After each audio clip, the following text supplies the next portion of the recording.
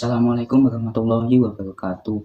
Nama saya Ali Takbar Nugroho dengan NIM 221221031. Saya di sini untuk menyampaikan tugas UTS Ulumul Hadis. 1. Pengertian hadis, sunnah, atsar, dan khabar secara bahasa dan istilah. Sejarah hadis, prakodifikasi pembukuan, kodifikasi pembukuan dan hadis. 1. Pengertian hadis, sunnah, khobar, dan atsar secara bahasa dan istilah. Pengertian hadis. Apa itu hadis? Pengertian hadis secara etimologi bahasa. Hadis memiliki beberapa arti diantaranya. 1. Al-jadid yang baru. Lawan al-qadim yang lama. 2. Khobar atau berita seperti berita yang disampaikan oleh seseorang kepada orang lain. 3.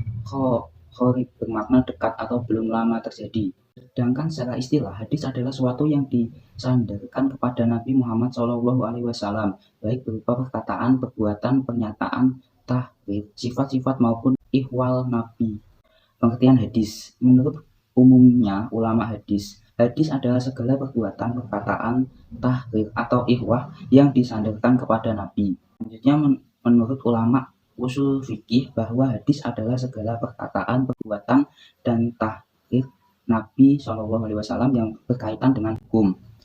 3. Sebagai ulama hadis lainnya, seperti Al-Tohibi menyatakan bahwa hadis adalah perkataan, perbuatan, dan tahrir Nabi SAW. Oke, selanjutnya pengertian sunnah. Menurut bahasa, sunnah berarti jalan baik, terpuji maupun tercela. Sunnah dapat juga diartikan sebagai tradisi apabila suatu perbuatan tersebut telah terbiasa dilakukan, sekalipun perbuatan tersebut tidak baik. Sedangkan sunnah menurut istilah, ahli hadis mengatakan bahwa sunnah adalah segala yang dinukilkan kepada Nabi Muhammad SAW, baik berupa perkataan, perbuatan, tahrir, pengajaran, sifat, keadaan maupun perjalanan hidup beliau, baik yang terjadi sebelum maupun sesudah menjadi nabi dan rasul. Pengertian khabar. Secara bahasa, khabar ialah berita, atau dapat diartikan juga dengan pembicaraan yang mengandung kebenaran dan kebohongan. Segala sesuatu yang disandarkan kepada Nabi SAW dan juga kepada selain beliau. Asal menurut bahasa ialah bekas suatu, juga dapat diartikan dengan kesimpulan, tanda, dan bagian. Ulama menyamakan pengertian atas dengan hadis. Misalnya Al-Tabari yang memakai kata atsar untuk apa yang datang dari Nabi. 2. Sejarah hadis prakodifikasi.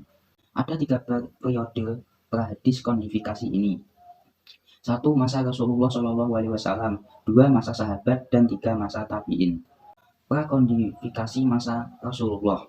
Masa ini merupakan kurun waktu turunnya wahyu sekaligus diurutkannya hadis. Keadaan ini sangat menuntut keseriusan dan kehati-hatian para sahabat sebagai pewaris pertama ajaran Islam.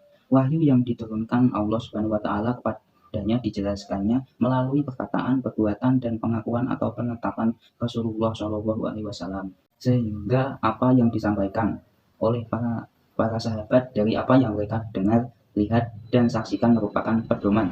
Rasulullah adalah satu-satunya contoh bagi para sahabat, karena Rasulullah memiliki sifat kesempurnaan dan keutamaan yang berbeda dengan manusia lain. Prakodifikasi.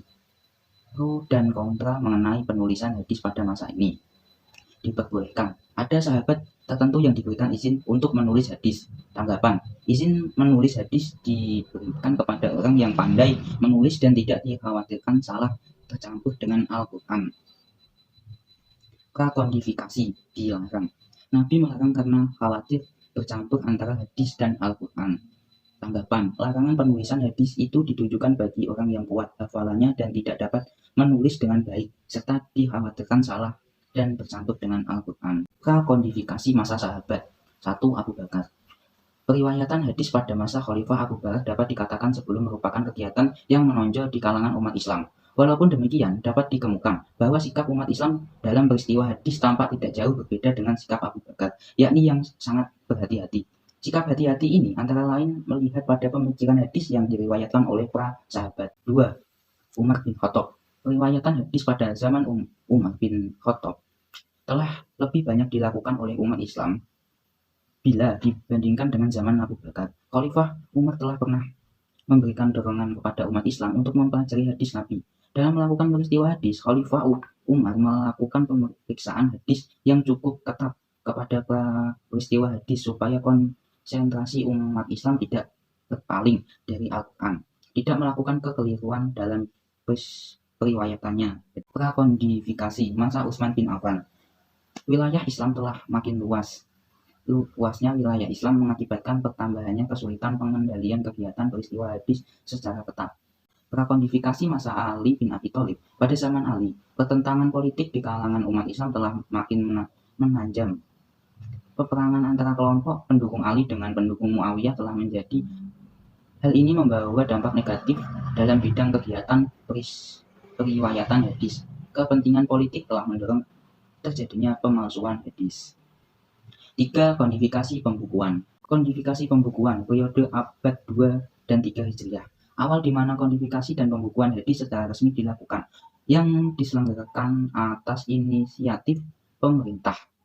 Masa pembukuan secara resmi dimulai pada awal abad 2 Hijriah, yakni pada masa pemerintahan Khalifah Umar bin Abdul Aziz tahun 101 Hijriah sebagai Khalifah Bani Umayyah. Kodifikasi pembukuan yang kedua, pembukuan seluruh hadis yang ada di Madinah dilakukan oleh Imam Muhammad ibnu Muslim ibnu Syihab Asy-Syu'ri yang memang terkenal dengan seorang ulama besar dari ulama-ulama hadis pada masanya. Para ulama besar berlomba-lomba membukukan hadis atau anjuran Abu Abbas As-Soffah dan anak-anaknya dari Khalifah-Khalifah Abbasiyah. Yang ketiga, kodifikasi pembukuan. Beberapa nama tokoh pembukuan hadis di kota Mekah, Ibnu Jurayj. Yang kedua, kota Madinah, Ibnu Ishaq. Yang ketiga, di Syam, Al-Hauzai. Yang keempat, di Rey, Jarid Abdabi. Yang kelima, di Khurasan, yaitu Ibnu Mubarak. Kodifikasi kitab-kitab hadis yang telah dibukukan dan dikumpulkan dalam abad jumlah cukup banyak. 3 diantaranya Al-Muttahad Susuram Imam Malik 1095 Hijriah sampai 170 Hijriah. Al-Mushannaf susunan Al-Auzai 150 Hijriah dan Al-Jami susunan Abdul Razak As-Sanai 211 Hijriah. Yang kedua, abad ketiga Hijriah merupakan puncak usaha pembukuan hadis. Pada abad ini, Imam Bukhari meluaskan daerah-daerah yang dikunjungi untuk mencari hadis. Beliau pergi ke Maru, Nasabu, Rey, Baghdad, Bashar, Kufah, Mekah, Madinah, Mesir, Damasik, Kusairiyah, Asqalani, dan Hims. Imam Bukhari membuat bosan dengan mengumpulkan hadis yang tersebar di berbagai daerah. 6 tahun lamanya Al-Bukhari terus menjelajahi untuk menyiapkan kitab Sahihnya. Imam Bukhari menyusun kitab-kitabnya yang terkenal dengan nama Al-Jami'us Sahih. 3. Kodifikasi pembukuan periode abad keempat hingga tahun 656 Hijriah. Pada periode ini muncul kitab-kitab Sahih yang tidak terdapat dalam kitab Sahih pada abad ketiga. Kodifikasi pembukuan periode ke-7 650 Hijriah sekarang. Usaha-usaha yang dilakukan oleh umat dalam masa ini adalah menertibkan isi kitab-kitab hadis, menyaringnya, dan mengusun 6 kitab tahdits serta membuat kitab-kitab fahmi yang umum. Tugas UTS dari saya, kurang lebihnya saya mohon maaf. Wassalamualaikum warahmatullahi wabarakatuh.